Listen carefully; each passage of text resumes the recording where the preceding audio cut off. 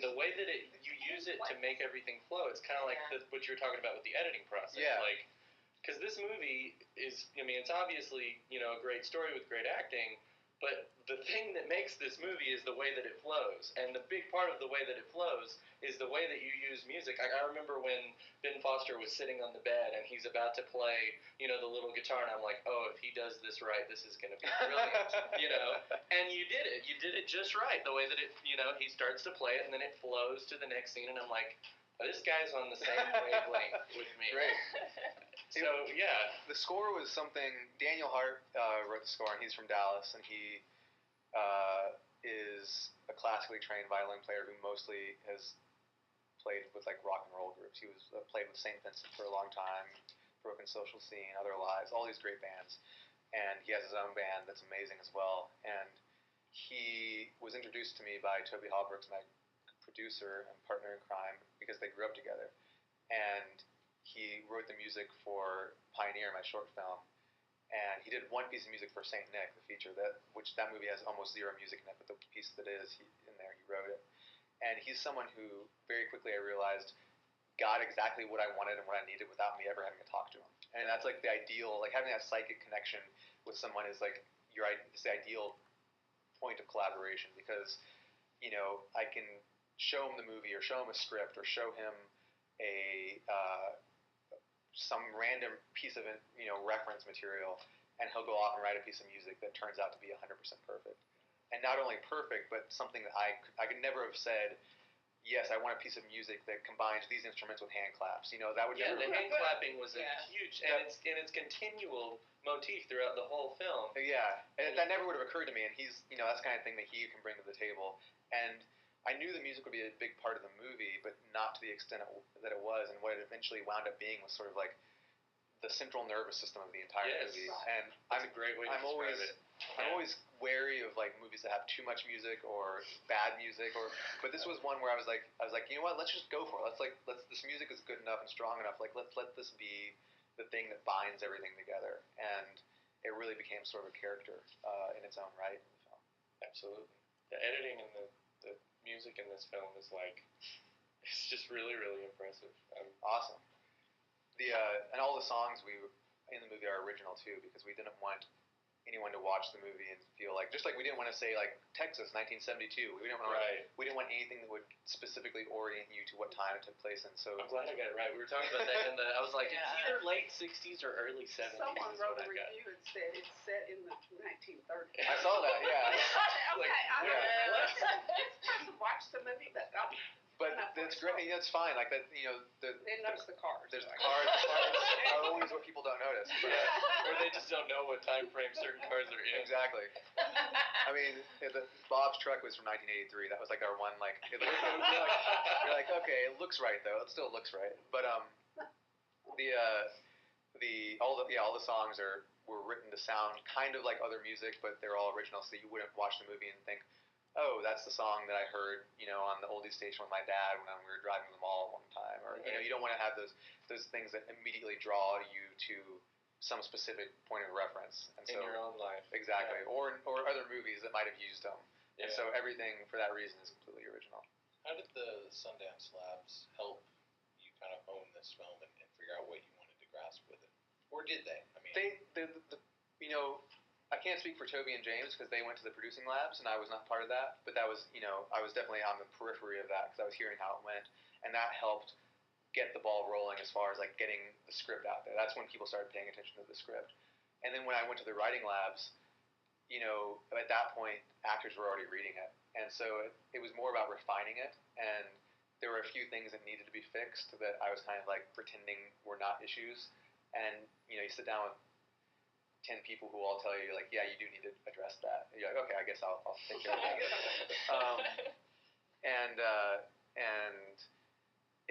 What it really did was give me confidence. It was definitely like going to those labs and like listening to people talk. And some people, you know, felt that it wasn't working. Like they were like, the script's not working. Here's why. And I'd be like, realize that yes, you are an award-winning screenwriter, but the reasons that you're saying this doesn't work, I disagree with. And being able to realize that just because they're saying they don't like how it works, that you don't have to listen to that was very helpful because it just like gave me confidence that I knew what I wanted. And there were lots of great notes, like really good notes, but some, there were a few people, it just wasn't their thing, or they saw a different type of movie in it, or they wanted it to be more of a thriller, and they'll tell you like, well, you should do this and this and this to make it, and then it'll work this way, and you're like, that's true, it will work that way if I do those things, but that's not the type of movie I want to make. And so that was really helpful. And then there's of course no denying that just like having Sundance approved, like have that stamp of validation, like saying like this is something that Sundance supports, it helps. Like when it comes to independent film, there's no bigger institution in the world, and that is valuable when you're trying to tell people to give you money. Can you explain the title? Yeah, well, that's a great question. Because I told it to my kids, and they were like, "Ain't them body saints? What is that, Dad?" It's there's a number of things that I could talk about with the title, and one of them is the origin of it, which is that it was kind of like misheard song lyrics. Casey was on the Jay Leno show the other night and told this whole story, so you can listen to his version of it. But it was well before this movie was ever even something that was coming up. I just like came up with this title, kind of based on the song lyrics that I'd misheard, and I just thought it was a nice phrase, and I really it just like had a nice rhythm to it, and I liked it, and when I started writing the script, I wanted this movie to feel like an old folk song, and I wanted it to have that sort of regional Americana quality to it. And so using a title that not only had a musicality to it, had a cadence to it and a rhyming scheme, but also had a distinctly idiomatic, untranslatable word like ain't. Right. And then a grammatical error in the first two words. Yeah. I felt that was, you'd get this title and you would go into the movie and it's never mentioned in the movie, of course, and the title doesn't come up to the end, so you hopefully aren't thinking about it, right. But you just like know that this is what the movie's called, and you're going to carry that into the movie with you, and subconsciously, I think, kind of prepares you for the type of movie it is. It's also a title that you're not going to forget. There's no other movie. There's not going to be another movie called this. And then the other, I mean, thematically, if you were to like think about this sentence or this phrase and like think about what it means, like every character in the movie is like trying to do the right thing and they're trying to do something good. Yes. And their definitions of what the right thing are different, but this title speaks to that, and it resonates with that theme, and that is something that I felt validated it beyond that sort of, textural quality that it had. Right, and that's one of the things I like so much about this movie. I was just talking to somebody last night about, everybody's talking so heavily about the new Woody Allen movie, Blue Jasmine, which is really well acted and really, really well written, but I really didn't like it because I hated everybody in it. and that seems to be a consistent thing, is these movies that are, maybe they're good, but I don't like anybody, and so I have a hard time sitting through it. And one of the things I love so much about this is there's certain characters that could have easily gone another way, or you could have easily made Ben Foster a villain, and instead you want great things for all of them. And that is why when the movie ends the way it ends, it's so emotionally cathartic, I guess. It's just really, really wonderful, and I'm glad that you wrote it that way. That was, one of those things that I kind of struggled with, because it definitely, like, you're like, okay, people will, the vast majority of audiences will probably expect Keith Carradine to shoot Casey at the end, or he's a good guy. or for Ben Foster to want to get revenge on him, and for it to be a misunderstanding that, and I was like, no, let's not do that. Let's have everybody trying to do the right thing. Everyone, it's easy to write people into villainous roles and for them to take those parts, but it's harder to like write people struggling to do the right thing, and that was something I always tried to. Whenever I was getting to a point in the script where it was easier to have like someone turn into a bad guy, I was like, no, let's like keep them good, and like, I don't want the movie to get boring. I don't want it to be a bunch of nice people having tea all day long. Right.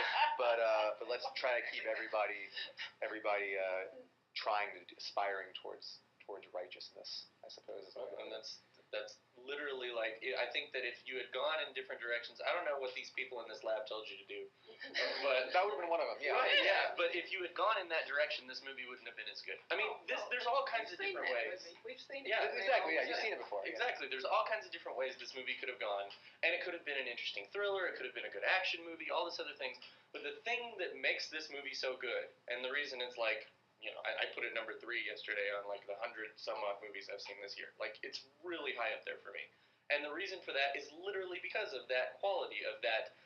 These are characters who are inherently good, and then on top of that, like we said before, the music and the way that the movie flows, it's like you care about everything that's going on. And I also like that you, like in the beginning, you chose not to show like the robbery and all that other kind of stuff. So you're just kind of, again, we've seen it all. Yeah, exactly. You're getting the human part of it, and then you come back in the end to where it begins when he's in her lab, and so it's largely poetic in the way that it's put together, and I don't know if that's the way that it was in the screenplay, but like you said, the editing process, you edited it into like this visual poem.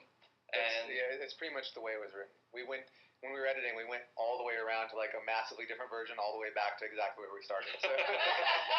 Awesome. You gotta wrap it up, guys. Okay. That's okay. Well, what do you have going forward? I've got, oddly enough, this Disney movie that got hired to write. Really? Can you say the name? Yeah, it's a remake of Pete's Dragon. There you go. Oh, rad! That is super rad. It's not. I mean, I have an Elliot. My mom made me an Elliot doll before I was born. I still have it. I just gave it to my son. that's awesome. So cool. We sort of like are looking at like it's a little boy named Pete, but other than that, it's completely. It's like if the dragon flew away at the end and found some other. It's like a different story, but right. It's going to be. It's oddly enough like Disney went for like we heard they wanted to remake it. We were like, oh, that'd be kind of cool. We went in and pitched an idea that is very much in keeping with Saint Nick and Pioneer and this movie too in a weird way. So like if they make, I mean, it's going to be It's writing a musical. No, they don't want it. They don't want it musical. Okay. That's the thing. They don't want it musical. So I mean, I'm really excited with the script right now. It's going to be a really awesome children's or family film. Like we want to make a movie like. You think about Black Beauty. That's a movie you love as a kid, and then it just gets better the older you get. And E.T.'s the same way, and we want to do something like that. So hopefully that happens. Are you going to keep the animation aspect of it, or? No, it'll be live action. Okay. Like I'm not directing it, so yeah. If I were, I'd be like, oh, we gotta do it like with practical, like where the wild things are, like yeah. That would be. He needs to look. Dragon needs to look the same. Elliot can't change. Yeah, he's got to be the same. That's like the one thing, yeah. And then I'm writing this movie that's an adaptation of a New Yorker article that it's for Robert Redford to star in and produce, and then the idea is I'll direct that also. But I'm still writing that, so we'll wait. We'll see what they say when they read the first draft. And then, but that was really exciting, just to like actually like. Have Robert Redford hire you to do something. Oh yeah. Brilliant with Sundance. And then I'm writing something else that Casey and I are developing together. So who knows what'll happen first? Yeah. But you're still in Dallas. Yeah. You're not leaving any minute now, are you? I'm leaving tomorrow morning for New York, but I'll be back in a few minutes. I've got. And then when he wins his Oscar, he's like, "Sorry guys." I live. The only reason I would ever move is because my wife can't take. The summer. That's how my wife is. From Germany. Every summer she's like, "This is the last summer here." Like, that's been happening for a number of years now. For a while too. But so we'll see. But no, I really like it here. So. Awesome. Thank you so much. Thank you. So great to meet you, man. Likewise.